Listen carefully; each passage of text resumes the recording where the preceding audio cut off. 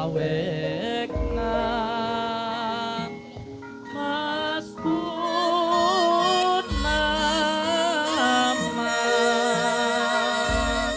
ugi rahayu sagung tumare.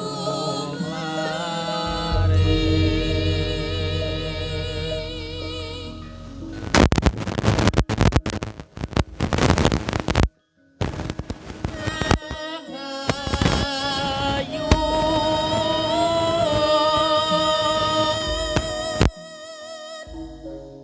pucuk ringan soyanganku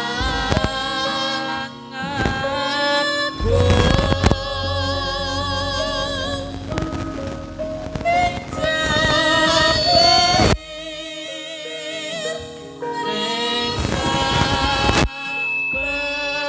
sabayi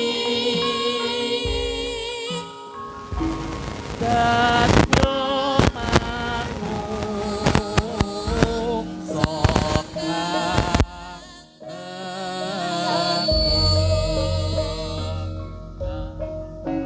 tanggap ing sasmita lanting ganti raja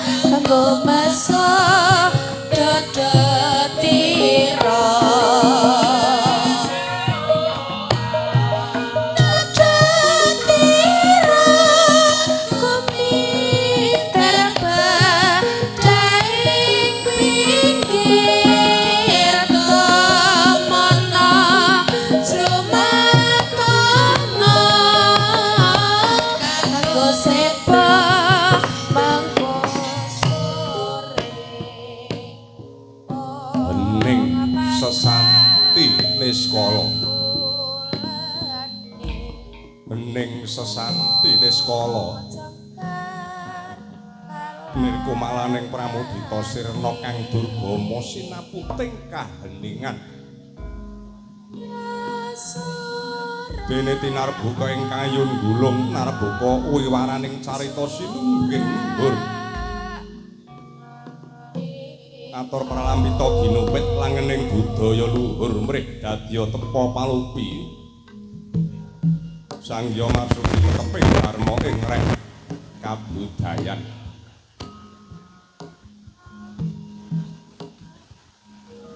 anenggih minangka perwakaning carita dataning Suralaya dataning Marcapada anenggih ingkang wonten punjering Nusa Jawi ingkang winastan ing Gunung Tidar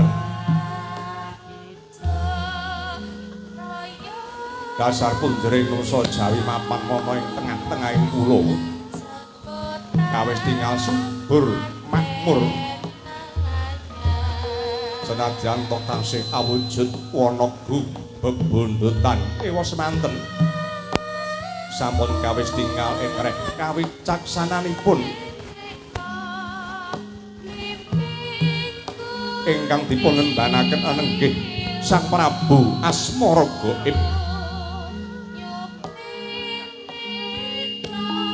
ya Sang Prabu Asmara Gaib ingkang nedhem pinarak ing Gunung Tidar pinesepuhaken dening para kawula tuwin bangsa lelembut Hari kalenggang sajuka kedadak anampi rawuhnya ingkang riyen dalu tansah cecaket angaken minangka senopati gola-guling adilaga nenggih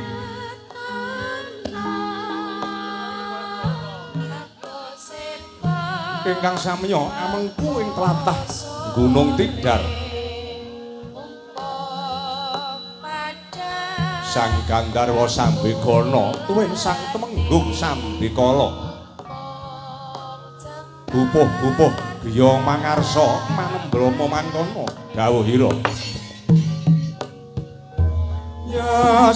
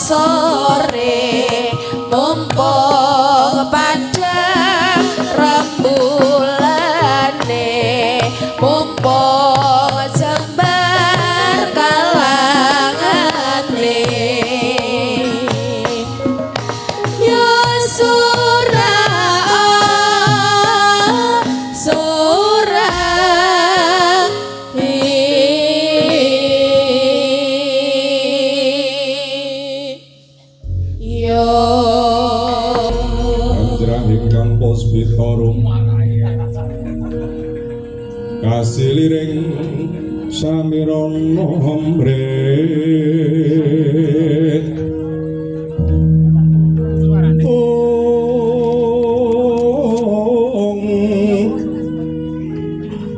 sekar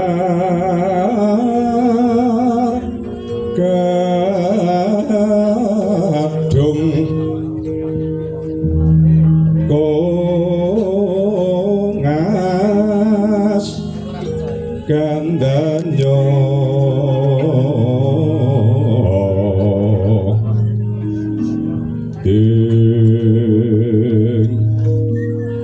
Mawe raraswernaning griya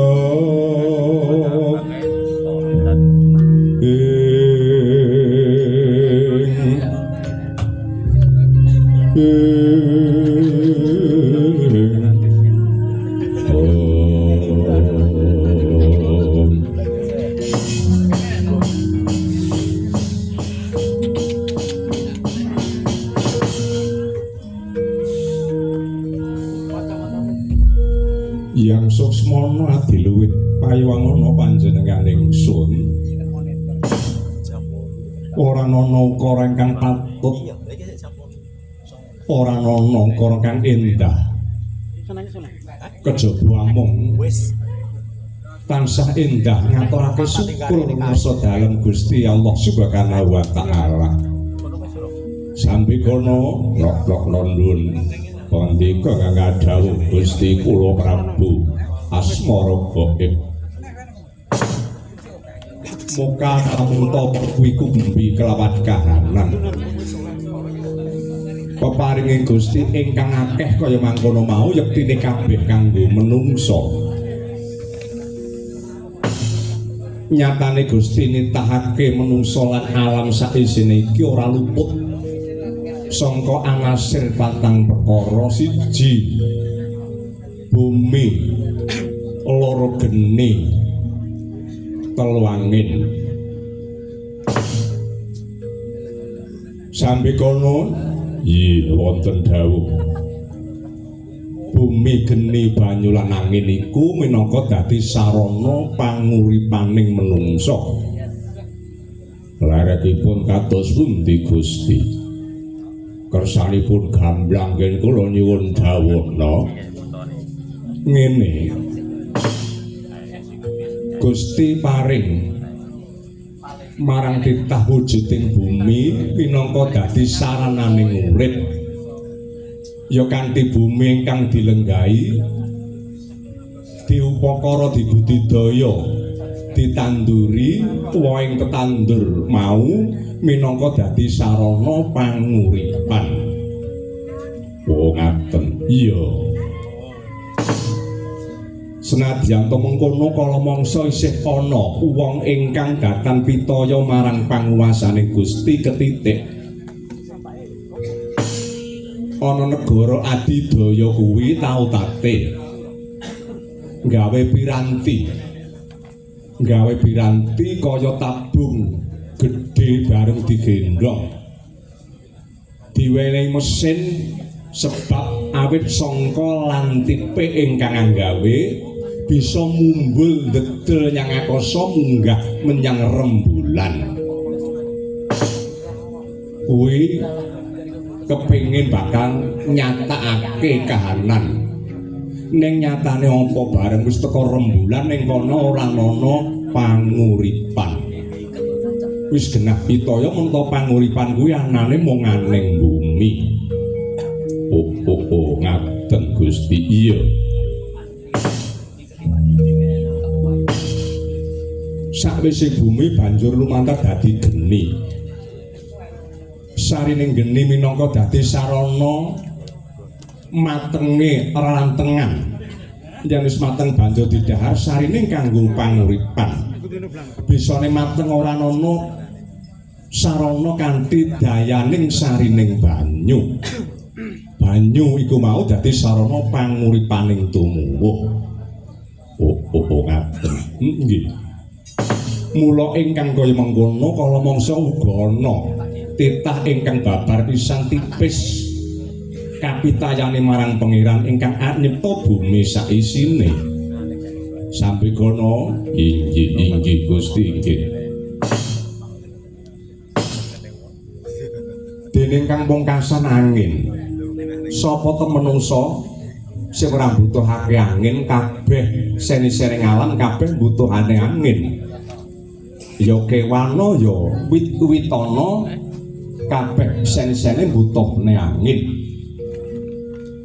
angin sing diparani kalawan Gusti mau upama ditaker diukur nganggo probaya biyuk kagulung jagat wetan teka kulon upama didadekake redana ora bakal bisa nuku marang kemuraning Gusti. Ewa semono isih ana wong ingkang tipis kapitayane marang pangerane. Ketitik brengkele atine atos pamikire suthik marang panggawi becik. Yen dikandhani marah ora ditampa becik malah kalmangsa dadi mungsuh. Oh ngaten ya. Iya. Mongko kowe lak ngerti dhewe. Ana wis apa-apa. Wis apa-apa menika menapa? Wis kuwi omah apa ki lara tegese omahe wong lara, rumah sakit ngoten mawon. Senengane basane kok dibesut-besut bocah saiki ora mudeng. Sing terwaca ngoten mawon kok wis apa-apa barang. Kala mangsa manungsa butuh angin kanthi srana ingkang angel banjur ana alat bantu. Oh inggih. Alat bantu mau dicagakake ana tutuke banjur ana selang kang dilebokake ana irunge kuwi kanggo srana bantu nyedot angin kanggo sarana panguripan. Oh niku inggih bayar. Lho kok ora bayar piye kuwi regane larang. Tak kira nek ora bayar. Mula kang iku kala mangsa wong ki lagi bisa eling lawan pangerane nek wis diuji kahanan kaya mengkono mau. Oh ngaten. Iya. Mula kang iku aja sepisan-pisan nglirwakake. Ngedoi prayoga aku lan sira mititahake dadi titahing pangeran mau. Ing pengajap memuji nyembah marang panjenengane. Ya mung panjenengane kuwi ingkang bakal aweh apa wae tumraping sakabehing makhluk ana ing alam donya. Oh ngaten Gusti. Iya, nanging benten kalih kula ingkang panjenengan wastani Gusti ingkang Maha Kuwasa nggih Gusti Allah sampeyan niku mboten padha kalih Gusti Allah kula. Lho, kok ngono? Inggih. Lah banjur Gustimu sapa? Gusti kula niku nggih sampeyan niku Sang Prabu Asmara Gaib. Lho. Aja sok darbe. Panggraita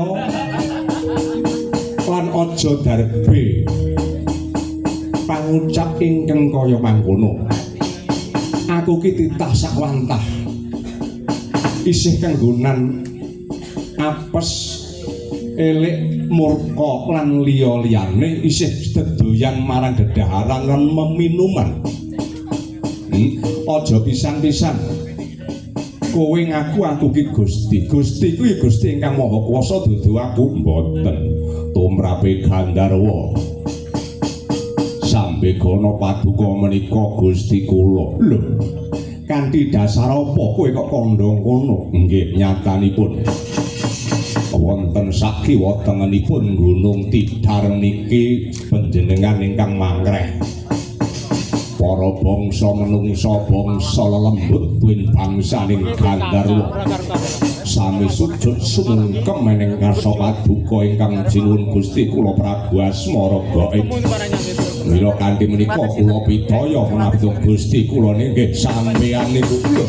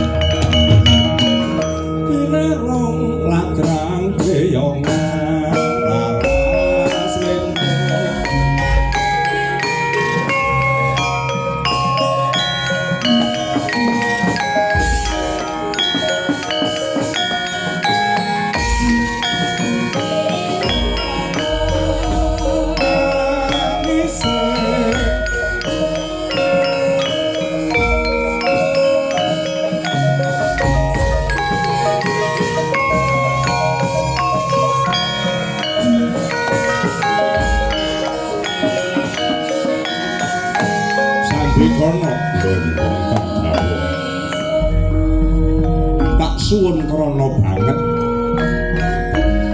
jabel ucapmu kowe bakal nampa pidana apa lan nampa dosa apa yang nganti ngaku ingsun iki Gustimu boten sampun kandel antyasih manah kula inggih paduka menika Gusti kula inggih Pangeran Kula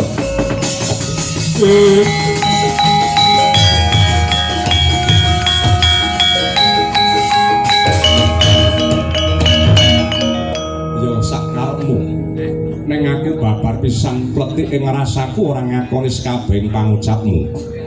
Aku ki menungsa wantah aja mbok pangeranake. Pisan meneh aja mengiranake karo aku. Lho, sapa kae?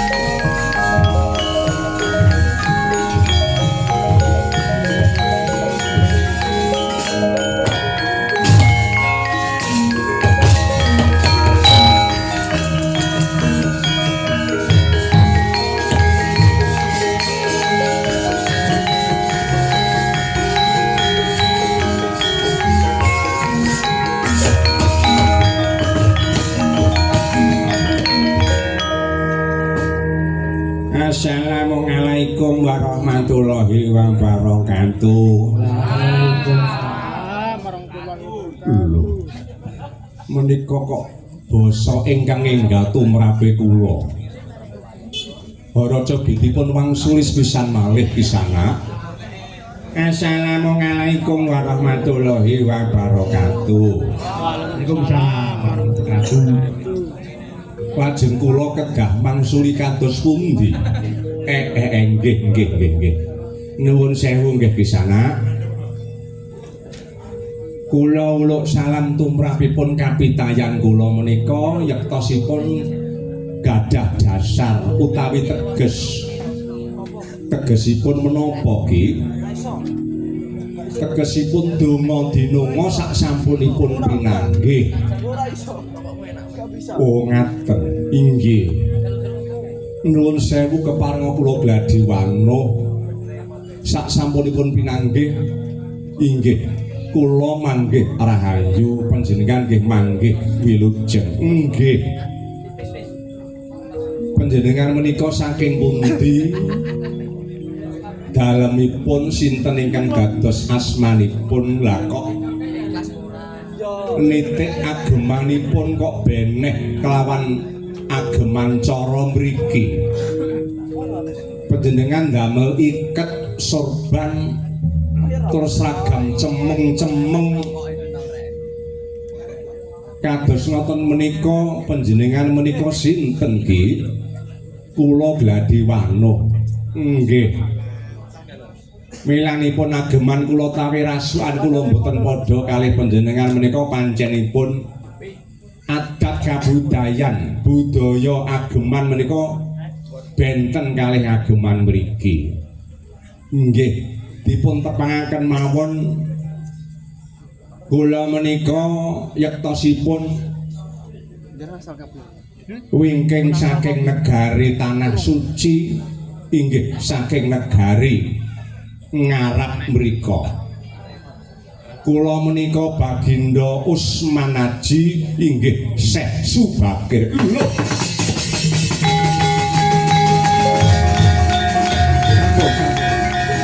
enggak minggir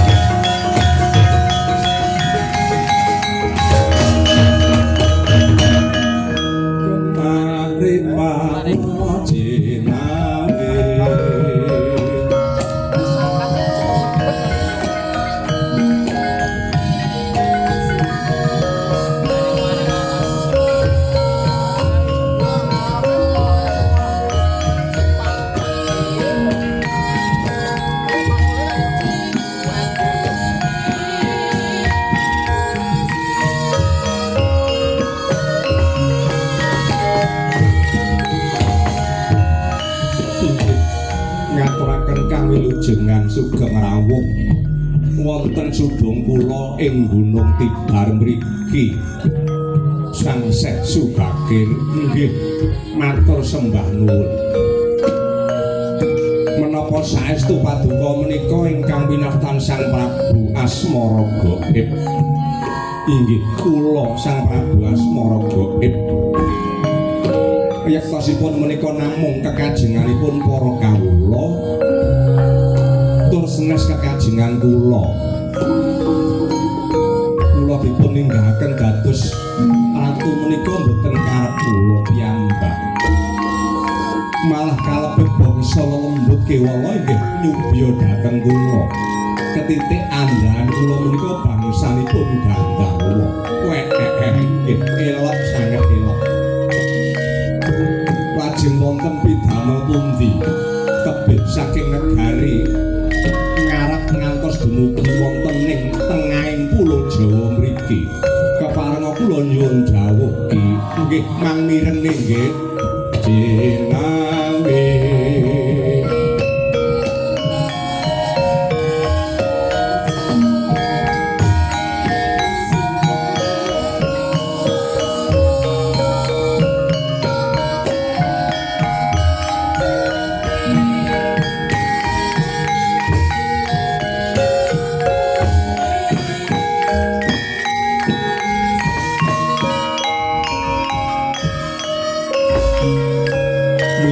tebih saking tanah suci kula mriki menika kabekta saking pawartos ingkang sampun dumugi negari kula pawartos ingkang sampun dumugi negari kula bilih nusa Jawa menika yekti negara ingkang subur makmur senadyan teksih wujud wana gledhegan kados ngeten Prabu Asmara Gaib dos pundi pramila kula keraya-raya mriki menika namung badhe nyatakaken kahanan ingkang saknyatane pramila kahanan saknyatane menika nek boten kula piyambak ingkang nyumurupi kanthi terwaca netra walaka menika urung percaya ngeten lek mung dikandhani ngalor ngidul mawon bablas dereng pitaya babakan menapa ki ngaten Sang Prabu nuwun sewu nalika rumiyin kula menika utusan piyantun saking tanah suci menika pitung jodoh supados bebodra wonten ing tanah Nusa Jawa mriki ning saksampunipun lumebu wonten Nusa Jawa mriki babar pisan boten enten kabare malah tembe wingking menika kula mireng menawi tiyang pitung jodoh menika sampun sirna margalayu pejah boten saking menapa jangkanipun saking menapa asalipun boten mangertos weruh-weruh dumugi ning Lampus utusan malih 3 dasa jodoh dhateng Nusa Jawi supados bebodra wonten Nusa Jawi inggih telas malih lah kanthi kahanan ingkang mekaten menika dados pancatan anggen kula kepengin badhe ningali kanthi netra walaka kanthi cedhak lah dilalah mireng kabar ingkang kratoni para menungsa lan bangsa lelembut menika paduka Sang Prabu Asmara Gaib inggih leres-leres lajeng kersanipun eman sanget Sang Prabu Nusa Jawa menika subur makmur sageta dados panguripane para titah anak putune Nabi Adam benjing Drebala kathah ngaten rak saya rame saya reja sinten ingkang boten remen menawi pahanan menika reja pramila tebih saking negari tanah suci kula dumugi mriki menika yektosipun kepengin badhe ndamel srana murih Pulo Jawi menika saged 10 dipun papani anak putuning Nadyabdam wiwit sakmenika ngantos run tumurun rah tumrah dadya angkah kula menika badhe kula paringi syarat sarengat wujudipun inggih menika dipun tumbali Sang Prabu. Menjang kanjeng langit kelan katon mirginin sanging alis Toresan maweh gandrung kedah dipun tumbali kanthi menapa ki? Nggih. Kanthi sarana anggen kula budidaya. Kiblat papat lima pancep. Kedah dipun tumbali kanthi sarana wujud pecok bakal gangsal perkawis. Menika saged supulur mugi-mugi kemawon anak putuning Nabi Adam benjing saged sembada sempulur gesang wonten pulo Jawa mriki. Ning pripun anggen kula badhe tumandang rak saya pekewet. Lho, pekewetipun kados pundi? Lho, gumun kula. Gumun nggih ngumun. Ing ngatasé panjenengan menika titah sakwantah menungsa. Lah wong menungsa kok iso kumpul rukun gegendon rukunan karo bangsa genderuwo, bangsa lelembut. Menika ora aneh. Aneh menika. Lah kanthi mekaten kula nika bingung badhe padha cara ingkang pundi badhe kula tumbali, badhe kula sarengati, badhe kula ruwat. Lah nek menungsa karo lembut dadi siji, menika ora kirang prayogi. Panjenengan kedah ngertos kados pundi Ki Bagindo Syekh Subakir. Inggih. Panjenengan rak mboten ngertos. Nuwun sewu nggih. Kula sekedhik-sekedhik inggih ngertos. Gusti menika nitahaken dhateng isen-isene jagat kejawi alam. Wit-witan lan kewan nyiptakaken tigang perkawis ingkang setunggal. Dipun ciptakaken saking nur inggih cahya dumadi dhateng dados malaikat. Ingkang angka kalih saking geni dadi iblis laknat jin setan priprayangan. Ingkang angka 3 menika saking lempung utawi lemah dumadi jalma menungsa. Lah menapa to sebabipun Gusti nyiptakaken malaikat iblis lan manungsa sedaya supados sujud nyembah dhateng panjenenganipun Gusti ingkang Maha Kuwasa.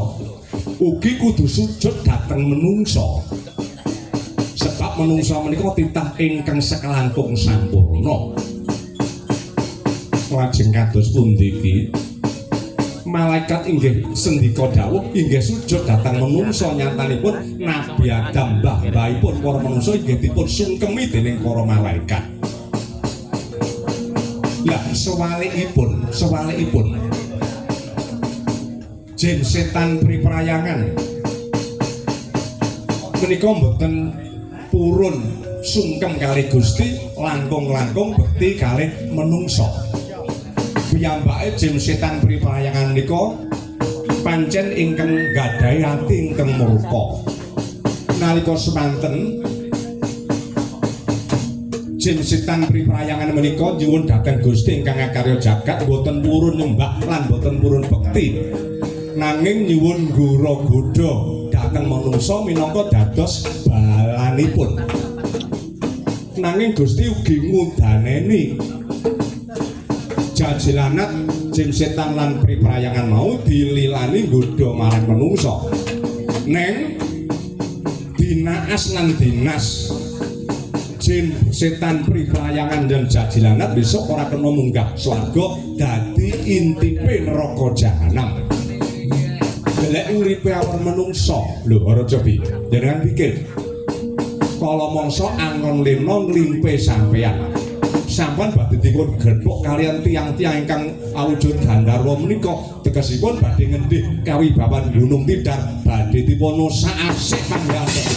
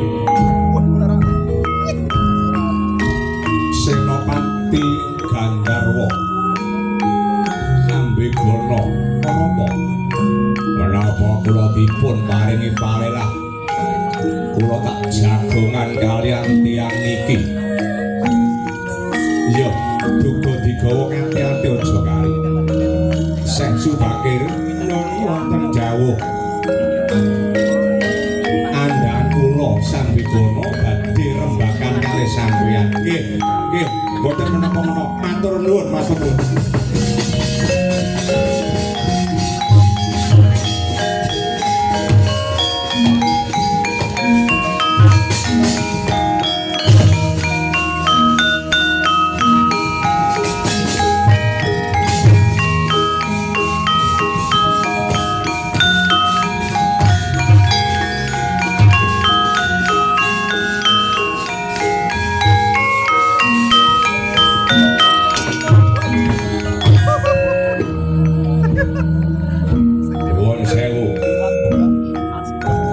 Dipun tepangaken.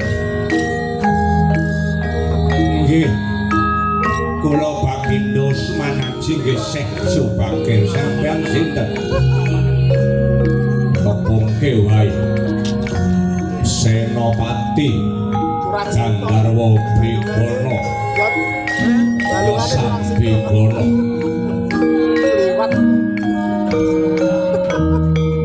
Cobi mangwang suli kondo sampean nek tak rungok-rungokke kok saya nglanyak lho kula kondo napa mang baleni kondo sampean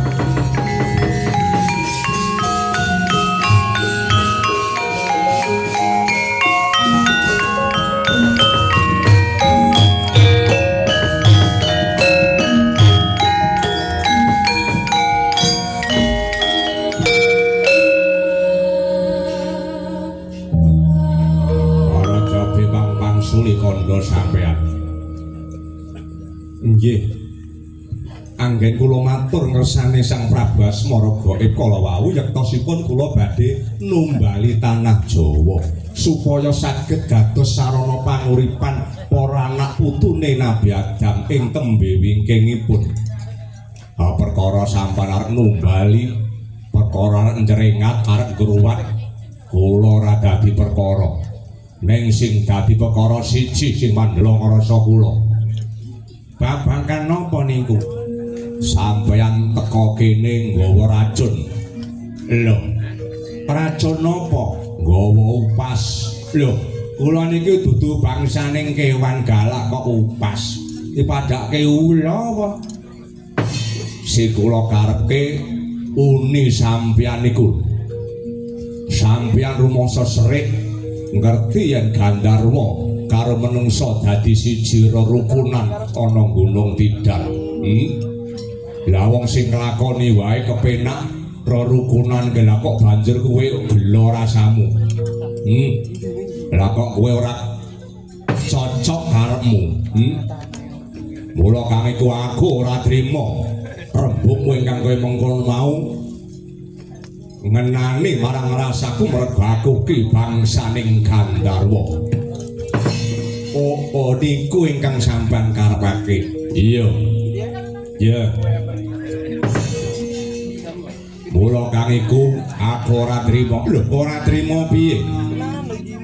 Arepa dikepu ya wae. Kula warak sampun kandha.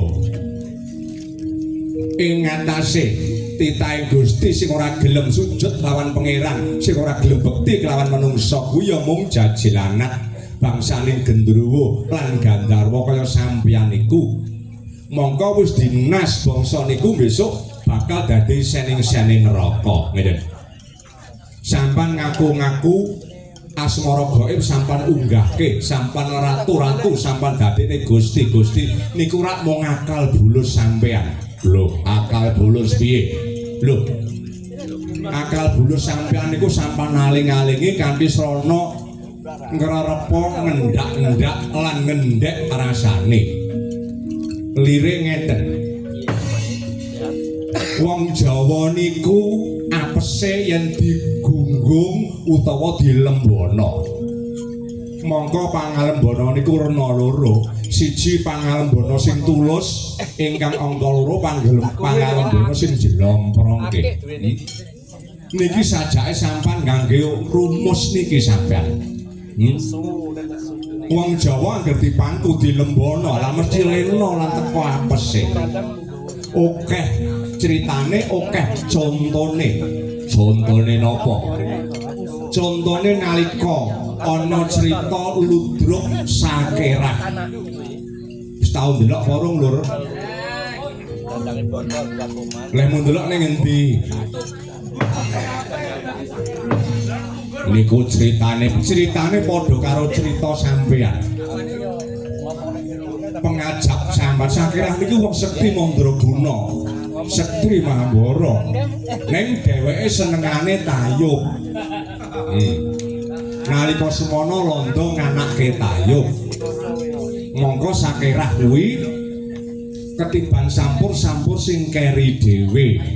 Lah sakerah wong Jawa matine nek dialembono diunggahake nomor 1. Dhisik dhewe sing nampa sampur pakurmatan. Ning ana syarate. Dasare sakerah wis seneng tayub, seneng joget. Syarate kudu gamane sakerah ora kena dianggo, kudu ditukne ning njaba. Wong joget ora kena nggawa barang lelandhep utawa jimat. Ora eling teka semono bablas mlebu menyang tarub. Dasar seneng joget. Lagi seblak sampur wae ndlantung det ndlontung ndlantung det blak den niku gendinge napa ya sing penting blak den karo ndlontung mesti joget gaman ditukne njaba londo wis padha sikep ing gaman kiblat 4 5 pancer sakerah tebo apese nganti dibujung nganti teka omahe. Mengko ke aja-aja sampean nganggo rumus kuwi. Sampean ngaku-ngaku asmara gaib sampean dadakne Gusti. Lek diaku karo Gusti terus dheweke lena, sampean nglimpe bakal nindes Sang Prabu Asmara gaib, sampean bakal kuwasa ning Gunung Tidar arep ngratoni para menungsa. Iya apa ora?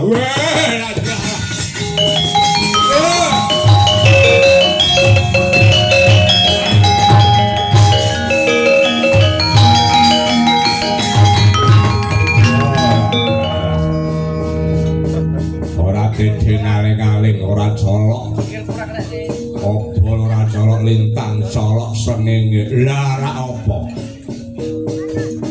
pun sakniki gandeng kula wis kawiyak wadiku sampeyan arep numbali tanah Jawa karepmu ning kowe ora iso mulih lho kok mboten iso mulih kowe kelakon numbali tanah Jawa ning glundunge sirahing Sambegana kudu kasembatan kowe wani karo aku lho kula menika dugi mriki mboten pados napa-napa namung pados sedulur mboten napa-napa pados sedulur pados sederek ora bakal kekerengan ora bakal gontok-gontokan mula ana tembunge kula mriki menika silaturahmi utawa silaturahim nyambung paseduluran.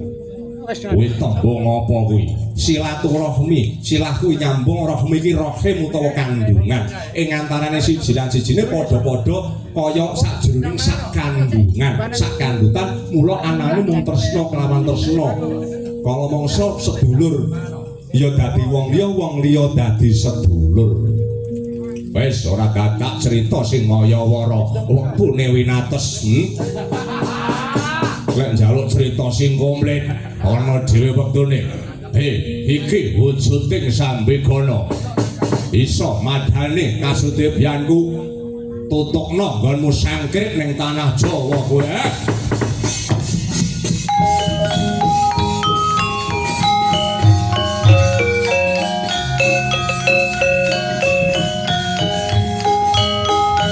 Sambegana nun.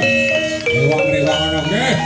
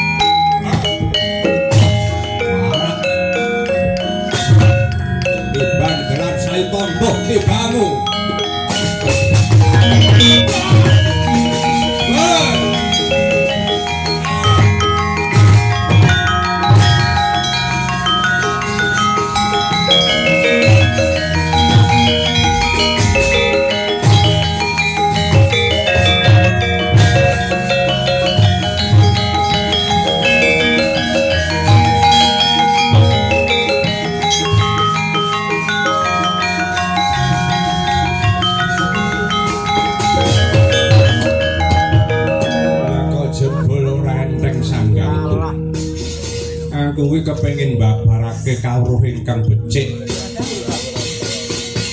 Bangsane jin setan priprayangan nek ora kantene kanthi kapitayan agamaning Gusti bakal ndeladrah karatoni bangsa menungsa ya.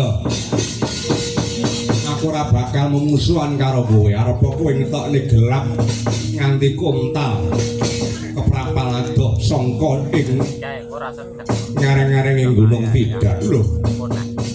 Kae kok ana negara anyar. Ratune jarene sugih. Sinebut negara Prayungan.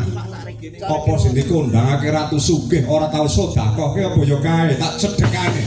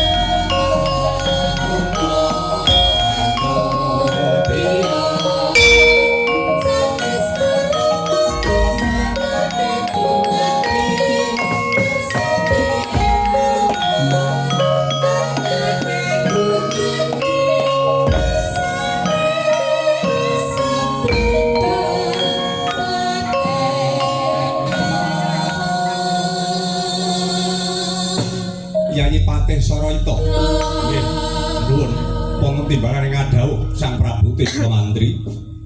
Iki kok ana wong tuwa. Sandang penganggone beneh kelawan adat budaya negarane dhewe. Iki po bangsane wong ngemis, nek wong ngemis ndang wenono kae mburi kae isih akeh redana-redana saka negara. Kaprayungan Kacihna menawa negara Prayungan iki sugih brau bergedul labur madu. Para kawula iki padha ora ana ingkang mandhang kecingkrangan. Prayogitipun dangu langkung rumiyin kemawon Sang Prabu. Sinten ngertos menika mboten badhe nyuwun menapa-menapa. Apa ya ngono? Inggih. Nuwun sewu amit pasangane Matabiti ngebihna ing Eloduni lerepato ing Tolah Manu. Mboten kok kula menika sampun wanuh kalian panjenengan menika mboten namung nembe menika badhe mitambo. Panjenengan menika sinten ki? Assalamualaikum warahmatullahi wabarakatuh. Lho. Tembung napa niku? Nah dereng mudeng to sampean. Dereng nah niki budaya nggen kula ngenten iki. Nek nggen budaya sampean tertamtu beda.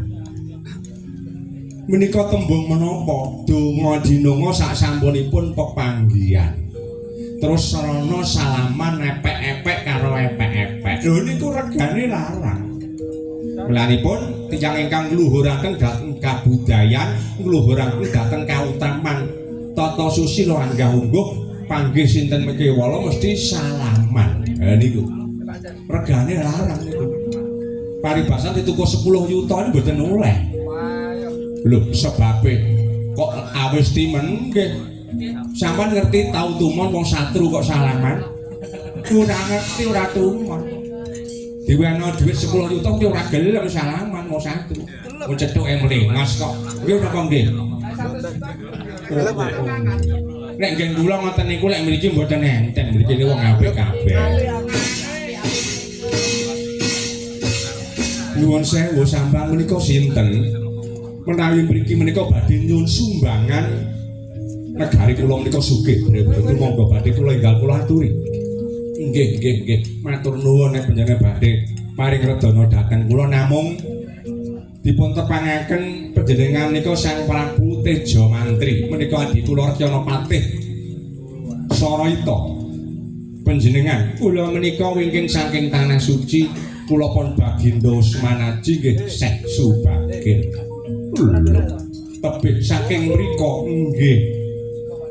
Lajeng dumugi mriki wonten menapa?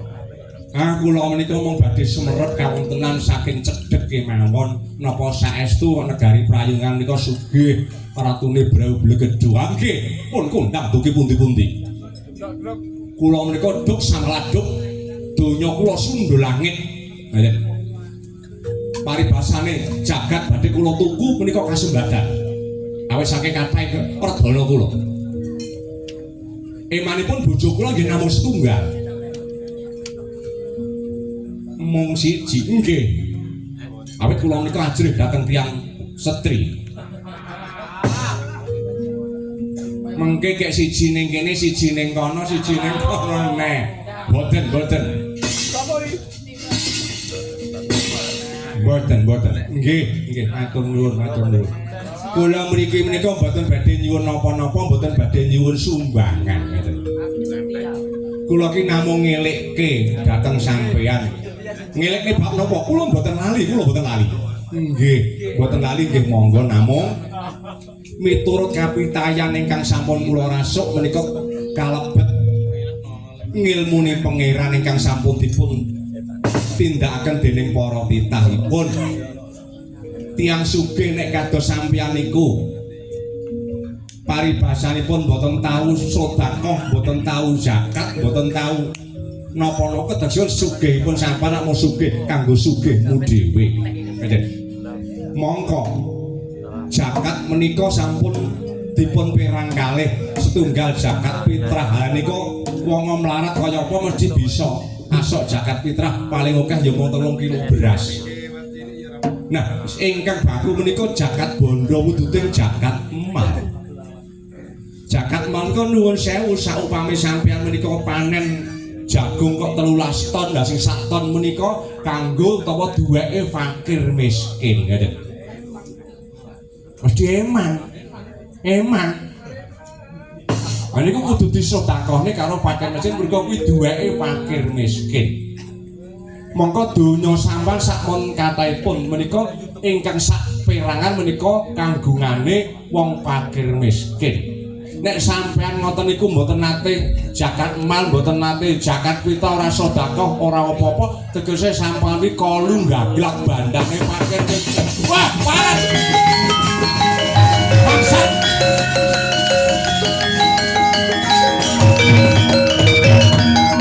iblis lanat. Tanpa dongkot yang ini datak mulang-muruk kejam kaya warat Patih Sarayata gelandang metu oleh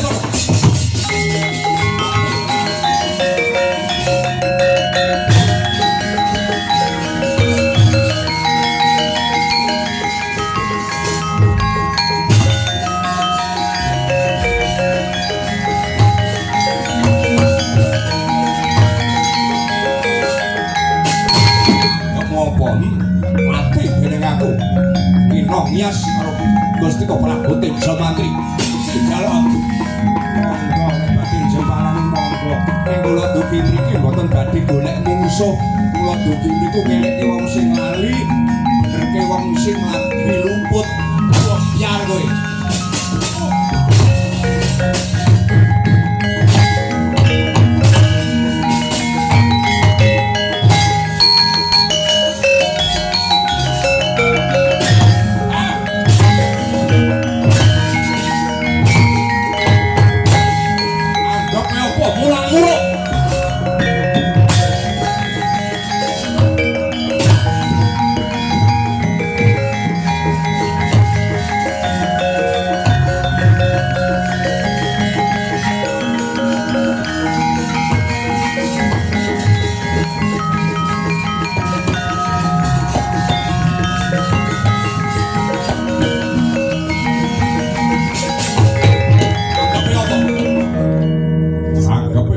karo ratu negara Prayungan wong tuwa Laskari Brabas dadak ngomongne werna-werna sing jakat mal jakat pitrak kedurene nggonku iki ora tau kok ngomongne werna-werna iki nggonku ngupaya nggonku golek nganti rekoso adus keringat kok kon wehne wong pikir miskin wis ana mangga astagfirullah astagfirullah ya Allah kok kaya ngene lakonku jebul dibenturke karo kahanan kuwi jalukmu jalukmu ya kuwi ayo umbalo saiki wani yo yen wani kata-kataku Ibu Pertiwi payungku Bapa Akasa lungguhku Jatiwa Kang Maha Nasa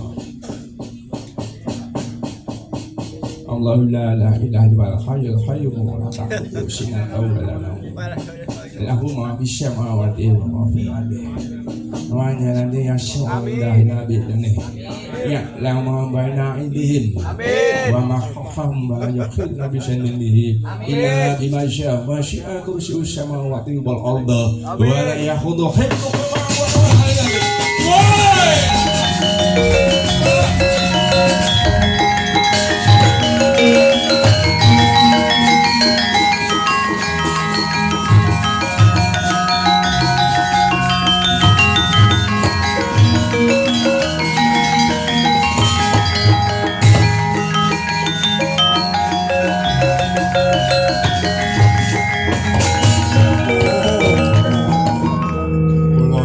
pangapunten Syekh Subagir.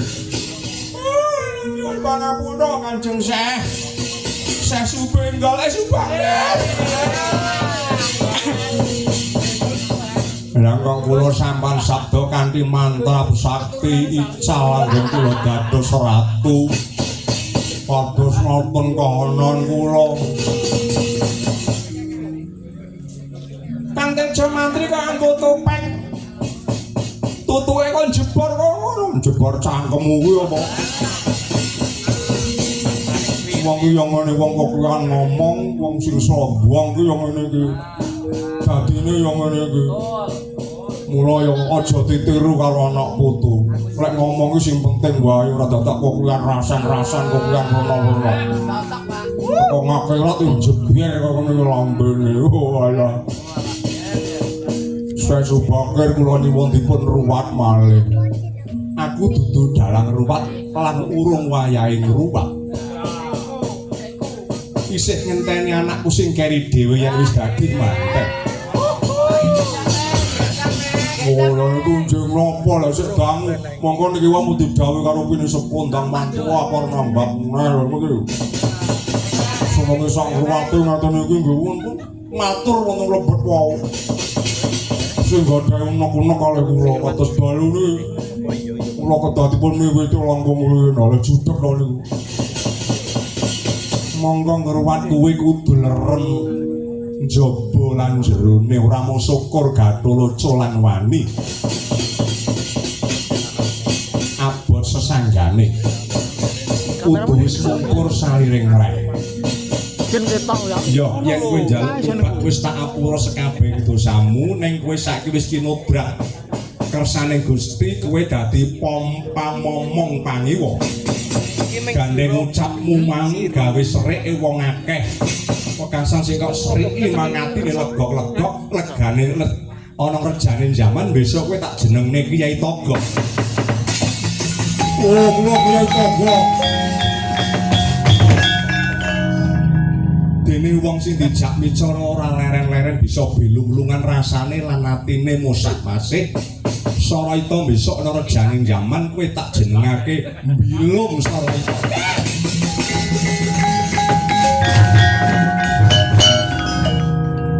kula kados pundi dadi pamomong pangiwa pangiwa menika bangsane sabrangan bangsane pringisan bangsane jajelanat Blolojong duduhna marang panembah sejati ya sejatine kang cinembah ya Gusti Allah Subhanahu wa taala. Nek kula tuduhne mboten purun, kowe tegese wis gugur kewajibanmu, kowe bakal entuk pahala saka ngersane Gusti. maringi ganjaran utawa hadiah. Lah ngono sing genah. Angel ditampa. Oh, ayo lo nyambut gawe ngelekke wong sing klaru-klaru patrape lho. Ayo Kang ayo. Lha niku terus kula niku saged wangsul dadi ratu mulih nggih menapa. Besok yen wis ana kukuting jaman kowe bakal dadi ratu. Wah, ayo.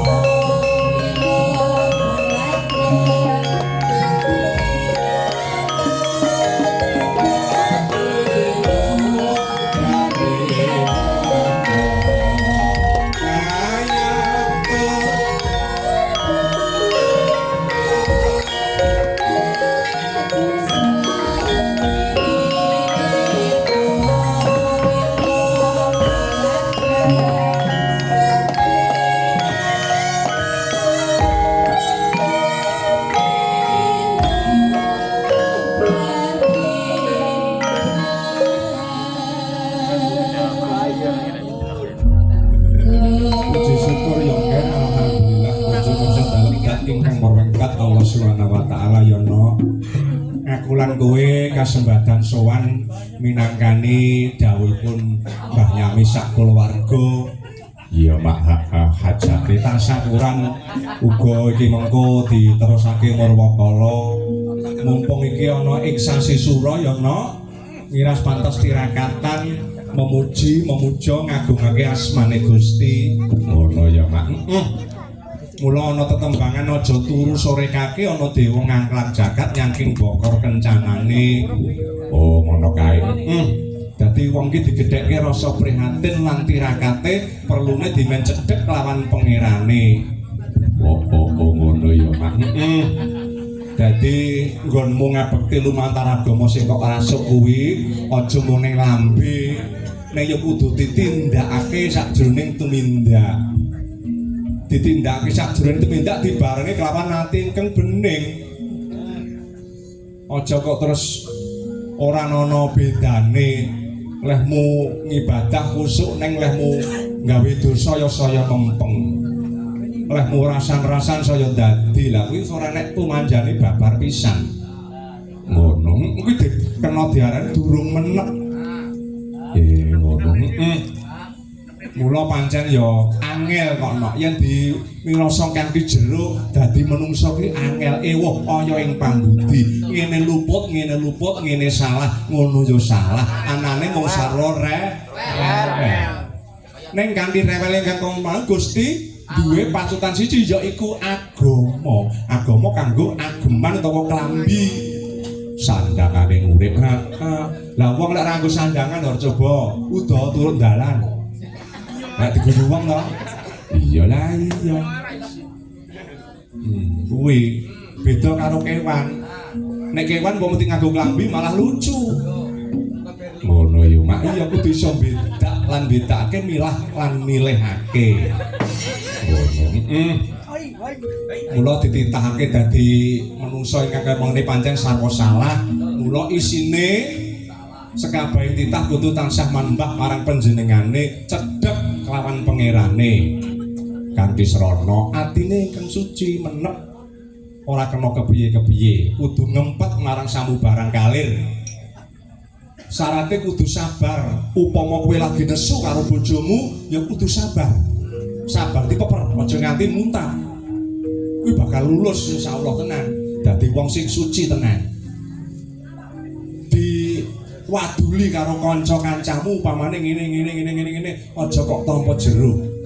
Diunggahne didukne, didukne nanti ditimbang. Sabar kuwi kantinen insyaallah kowe bakal subur no. Ngono ya, Mak. Iya. Nek wis subur atimu suci insyaallah bakal gampang entuk wangsiting Gusti lumantar nggonmu bakal tapa brata tirakat. Iya. Ora apal aku. Mula wong biyen ki ora aneh, ora aeng-aeng. Tirakate gedhe lakune ampuh. Paribasane nambani anak putu sing lagi panas ngene diumik-umik semilah-semilah didon-idu. Mari. Mergane direwangi lara lopo. Nyedhek lawan pangerane babar pisan ora duweni dosa marang sapa wae mergo atine suci. Iya, Mak. Ayo cok diwalik sing dirusa maca. Ning nang dibuka ning grup kuwi ana lelagon istighfar nyuwun pangapura marang Sang Gusti Allah Subhanahu wa taala. Muga-muga jroning sasi sura ki awake dhewe kabeh sak brayat kelebu masyarakat ing mriki tansah manggih rahayu wilujeng Allahumma amin. Hajatipun Mbah Nyami sak keluarga Gusti Allah sing ngabulake dipun tambah donga pangestu para pinisepuh ingkang lenggah wonten mriki sedayanipun Allahumma amin. Ayo lagune istighfar coba buka bunang. Ya. Maji maro maluji ji. Yo tembangke bareng-bareng. Aku kok iso nembang. Lek kowe wong Islam kudune iso. Sik dibaleni Din. Yo, maji maro tak tundeng. Yo.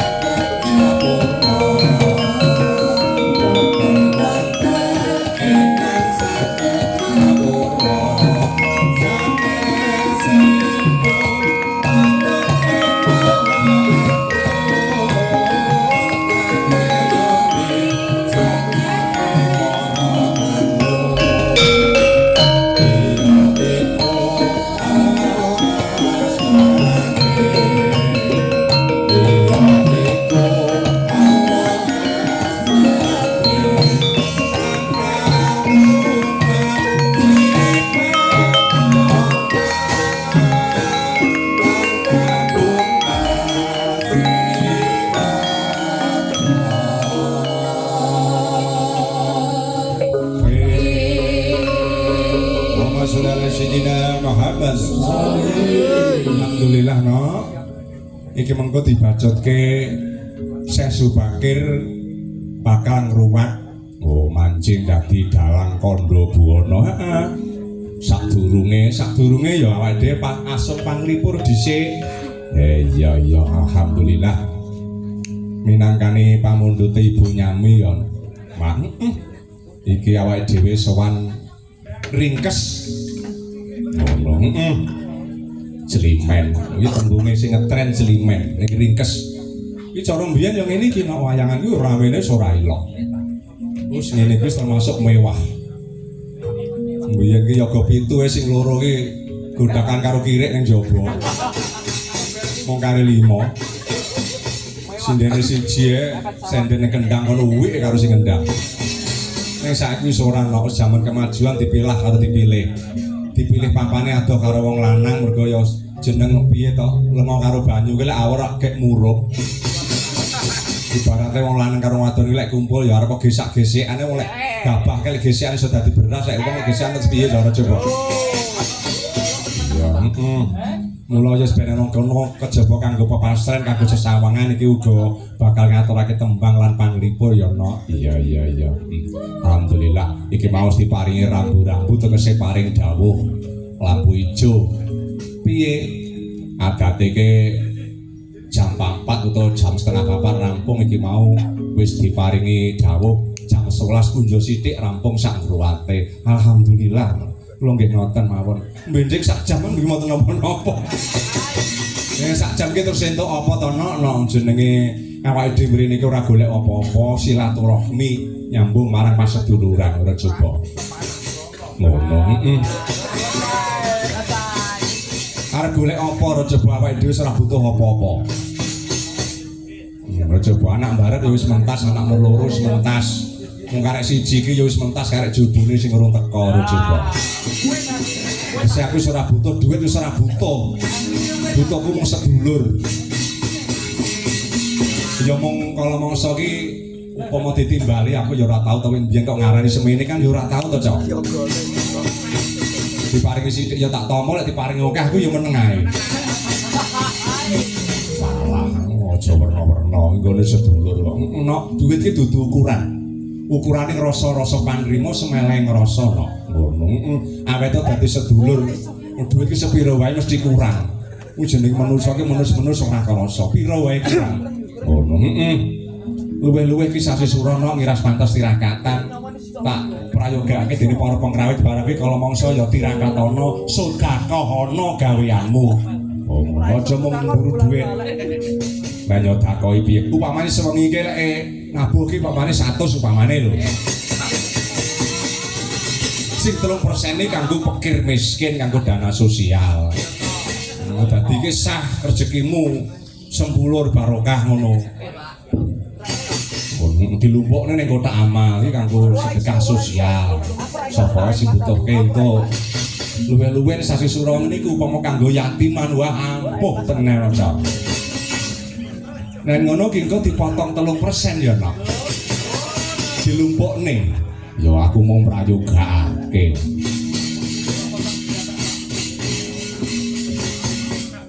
Sapa sing sowan anakku wedok nduk Sindi, iki jeng dalu nduk.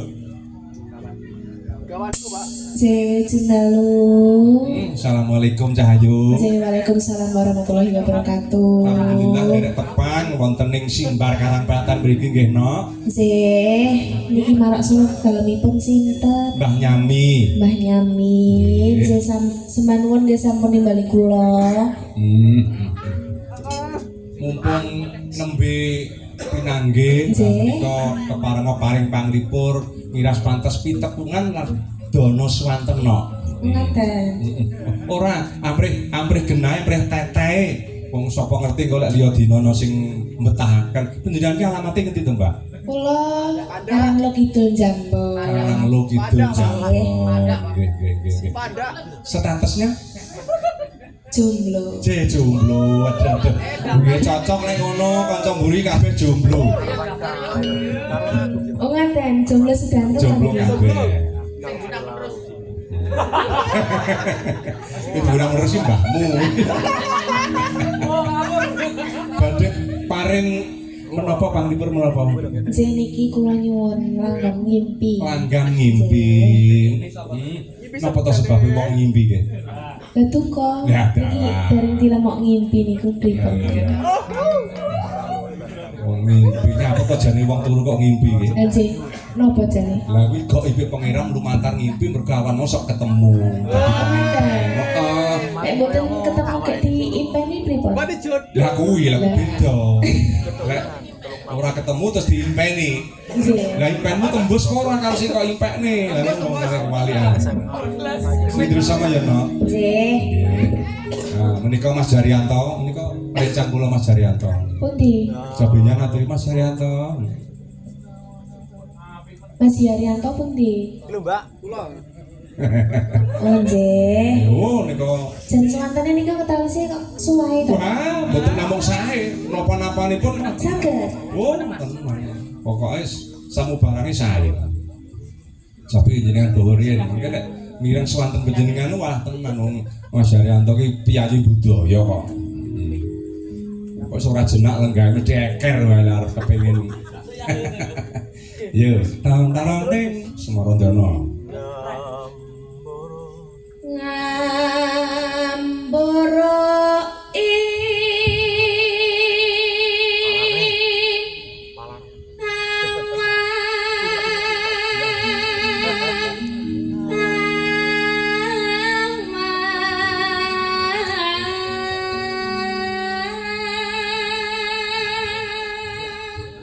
Becek suarane kali gone panggula wentahe.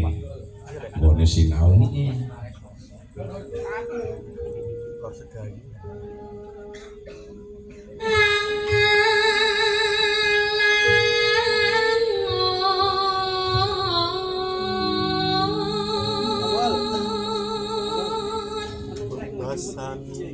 bebasan tanpa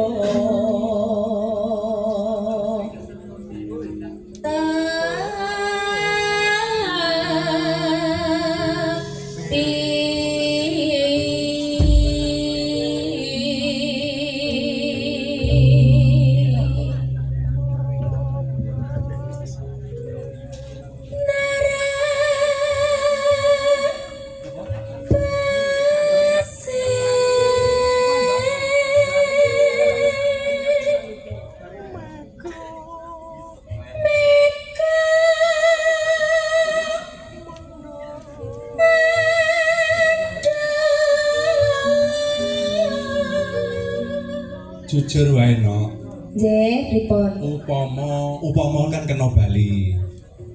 Upama pengrawit kuwi instrumen apa sing kok senengi no? Saron. Apa saron, apa bonang, apa gender, apa rebab, apa gong, apa kenong, apa kethuk, apa selentem? Saron. Jujur wae no. Apa gender? Sedaya mawon Pak. Mengke nek kula pilih salah setunggal mboten anu pripun? Mboten anu pripun ora adil ngono to kan? J, mboten adil. Berarti isi hatimu untuk semua. J, satu untuk semua nih. Satu untuk semua berarti belum kendaraan plat kuning sapa wae untuk numpak ya. Ya Pak. Ya ngono piye? Ya malah menang. Guyon ono guyon sik cilik urung gatuk kuping. Ya, bacot. Sik tak guyon ngono ben iso sepan.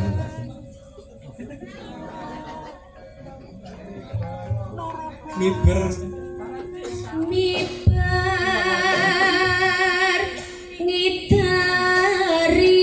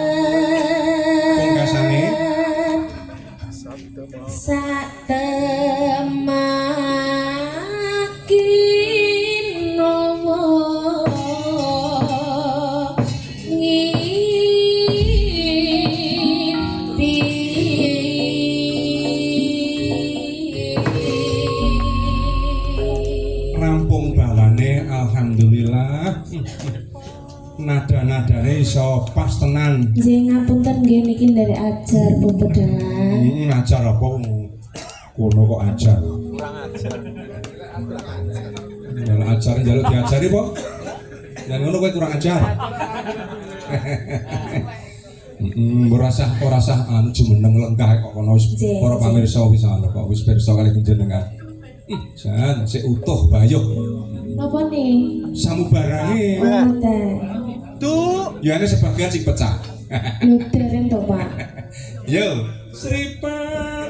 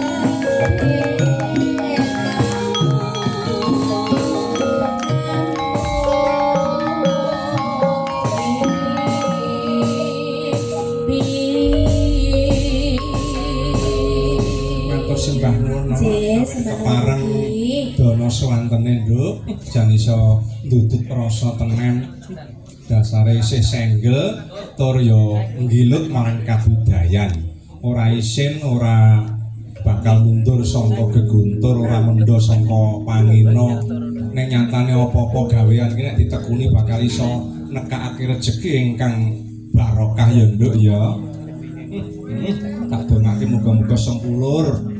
Amin ya rabbal alamin. Iki engko rampunge suka parisuka dibablasake yaiku pangruwatan ngono. Iya matur sembah nuwun. Ya kanthi mengkono muga hajat ibu nyami sak keluarga Gusti Allah sing ijabahi. Ayo diminangkani sak lagu meneh ingkang lagune yaiku religius ya mau diaturke saiki islami no apa anu wae kepeling ya kepeling kanggo sowan beneling kersane Allah rampung kepeling serpeke dadi 6 terus ayake dadi menyura Ya, bolak-balik padang ayo wong limpat seprapat baut kabeh mesti iso. Iya. Ayo dibawani ora langsung bae. Yo.